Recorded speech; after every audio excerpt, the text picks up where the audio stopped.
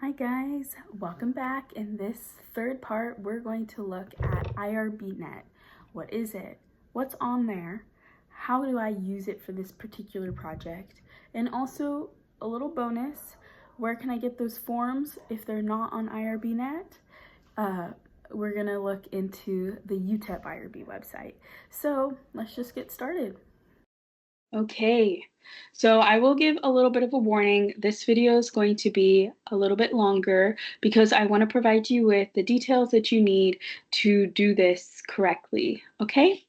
So let's start on a search engine of your choice. You're going to type in IRBnet, which will pull you up to this screen. You may find it familiar from our research class when we submitted the IRB, but it's okay, no worries if you don't. In that class, you should have created a login, and you could create a new user if you have forgotten yours, but it's kind of a long process. So I'd recommend just saying forget password and working through that. For me, I forget my password, so I save everything. Let's log in. It'll let us. Okay, here we are. So the first page it's going to bring you to is your project overview. This is a project workspace.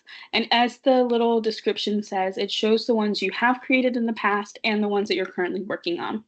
We all should have at least one on there in that bottom one, which will be that project that we submitted in the research class a few semesters ago. All right, these other two projects, one of which for me is a personal project, the other one is the capstone. But for the purposes of this video, I'm going to kind of walk you through as though I were making a totally new project for the first time, okay? So we're going to navigate to that left side bar and click on Create New Project. Now it's going to pull up a screen with a few mandatory fill-in spots. So put in your title. This should be the title of your paper. Sorry about that dog. My neighbor has a dog that likes to bark, so I apologize. So I'm going to make up a title.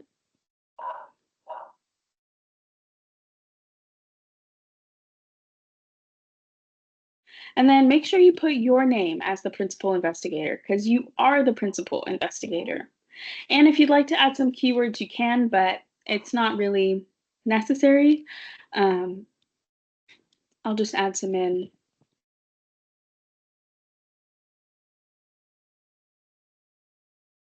Just in case you want to do that too. And then we're going to continue.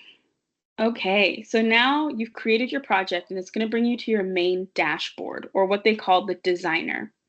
From here, you can see that it's kind of separated into two main parts. Step one, download the forms. Nice. And step two, upload the forms once they're complete. We'll get into this in a second, but the first thing you really should do is share the project. So go back over to that left side navigator and click on Share This Project. Now it's going to bring you with three options. We're going to click on the first share, and you're going to select UT El Paso. Now, it kind of gives you a description of the different types of share you can do, but we're going to first start by searching for a user. You need to share it most likely with two people, one being Dr. Capshaw, the second being whoever your faculty advisor is, okay? So I'm going to search up Dr. Capshaw. Okay, so as you can see, here are the different access types, and then off to the top, they kind of tell you what each of those access types are. For pretty much every professor that you'd want to add, it's going to be read, just because they don't need to edit your project. They just need to sign it once it's complete. So you're going to give them read access. And then in the place where it says your comments, you can kind of type out an email if you'd like, but you don't have to, because as soon as you press the save button, it's going to send them an email saying, Natalie added you to her IRB project and you have access to read it. So it's already going to kind of do that for you. I'm not going to share I'm not going to click the save button because I don't want it to send an email to Dr. Capshaw about my fake project, but you will press the save button and you can add another professor or whoever you want, really. Okay. Then now we're going to go back to Designer, which is on that left panel. So as you can see in step 1, it says blank forms, document templates, and reference materials. So that is actually what we're going to look at. So when you click on that, you're going to click University of El Paso IRB, and the first and main form that you need to download is going to be this research protocol application. You're going to click on that and you're going to download it. We'll talk more about this actual application. It'll open. But we'll talk more about that actual application in the future, probably in the next video because it's quite a lot. And I can at least give you a few tips on what to expect for each section. Okay, and then here you're going to load, once you finish that document and any other documents that you might have, you're going to upload them here into the step 2. Well, all you're going to do is press attach new document.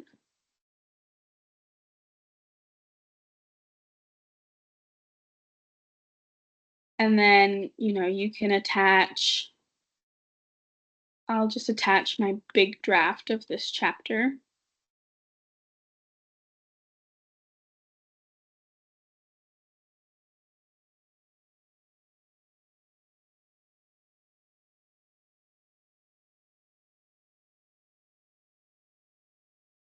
All right. And so now when you have the document that you want to keep on here, you're going to choose from this drop-down menu. That's PD. You're going to choose from this drop-down menu which type of document it is. So as you can see, there's a ton of different options that you can put in. For this one, I'm just going to put it under other. You can also change the title if you want it to be more descriptive. And here you'll have options to see the different revisions that you've made, make those revisions, see like a preview of the document, or delete it altogether. Okay, so lots of cool options here.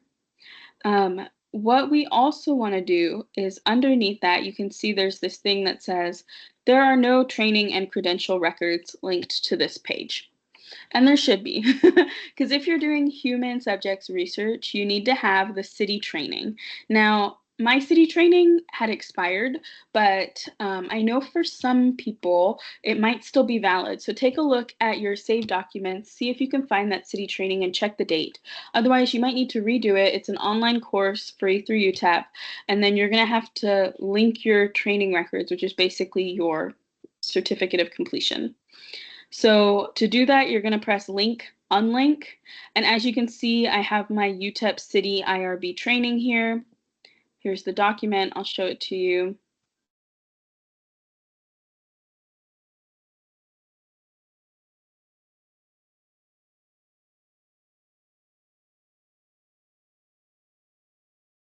But they're basically going to approve it right here, as you can see in the status. And then you can choose to click it and link. There you go.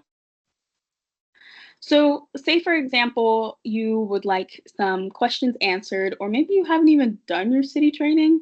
We're going to take a look at the UTEP IRB website, okay?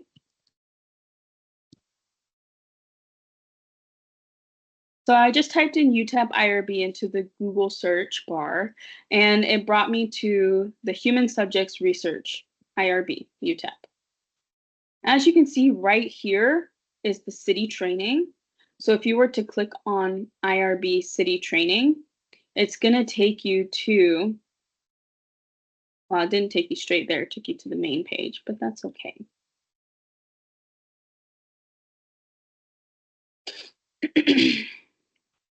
So you're going to go to find the city training on the UTEP website.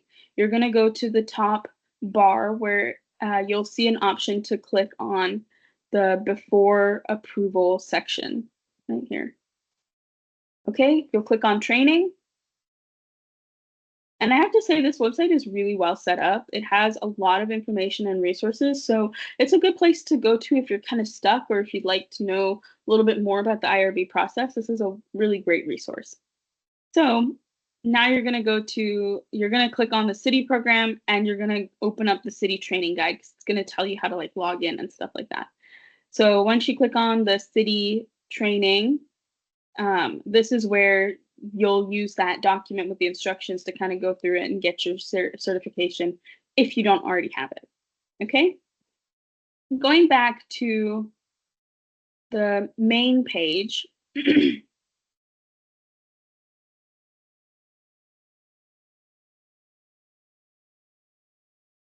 I would really like to just say that if you send an email to IRB@UTEP, they will email you back the same day or the next day. They're super on it, and usually they're pretty good about answering questions. You can also set up a Zoom meeting if you're really confused about the IRB, and they can definitely guide you in the right direction. So don't hesitate to reach out to them. That's what I've done, and so far everybody's been really nice and helpful. Okay? That's really encouraging because not everybody is. All right. So let's go to here too, it'll show you how to register on IRBnet. If you've forgotten your username and password, it gives you all the instructions, okay? Perfect, because you might have forgotten.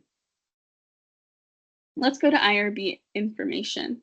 So here it's gonna kind of break down what sorts of things need to be put through the IRB review process. And keep in mind that it takes about 10 to 14 days to review, and then you might have additional corrections to make. So this is not a short process. To upload and to review and to correct, it's not short at all. So on the top of this page, under resources, it's going to take you to the forms page. And a lot of these forms you can get from that drop-down selection in the IRBnet, which I showed you earlier, but you can also get them here. And some really good ones to kind of keep in mind are not only the main research protocol application template, which we just downloaded, but also you can get a sample or a template for the informed consent form with instructions on exactly what to fill out there. If you're going to be providing services for a child to which they would need to consent, there's a child consent form here. This amendment request will be important if you're planning, if you get approved and then later on, like right before you start your project, you decide you want to change something because of the site or the site changed or something happened. This is the amendment request form that you're going to submit. And then there's a letter of collaboration here. You're going to need this one to be filled out by whatever site or sites that you are collaborating with outside of UTEP, and it's a template. So it'll kind of show you what you need to do. And I'll show you on mine what I filled out too. But those are really the big ones. This letter of collaboration, this informed consent form, and of course the main application. So pretty much everything you might need to know is on this website. I love it. That's not really saying much, but it's there for you if you have any questions, okay? Cool, let's go back to IRBnet. So now I'm gonna show you a project, the one that I have been working on for the capstone. So here you can see my full title, and you can see that I've shared it with these two professors who only have read access. I'm going to go over to the designer. Now, here are forms that I have uploaded. First of all, I've got my city training certification. Even though it's linked, I also submitted it just to be safe. Here are the appendices. Now, you don't have to do these separately, but for me, I like to have them separately because when I have attached them on the end of that main application, it gets a little bit messy. As you can see, some examples of appendices might be a recruitment flyer, a recruitment email, some focus group questions, survey questions. It could be anything from, you know, if you're planning to give a little speech, what are you going to say in your speech? Pretty much anything that you're going to do during this research time frame needs to be accounted for somewhere in your application. And we'll get more into that in the next video. I don't want to overwhelm you on this one. And then here's that letter of collaboration. And so really quickly, I'll show you if it wants to open. All right. So it needs to be on the letterhead of the organization for which you're going to be collaborating or with which. And here, all of this was basically filled out for me. All I did was go in and put my name and put my title, and it prompts you what to do on that template, which is so nice. And I would recommend that you try and send this as soon as you can because it's about to be Christmas season and you're probably not going to hear back from some of your sites. So really try and get on it, really try and get them to send this back to you so you can upload it and have it ready for the IRB review. All right.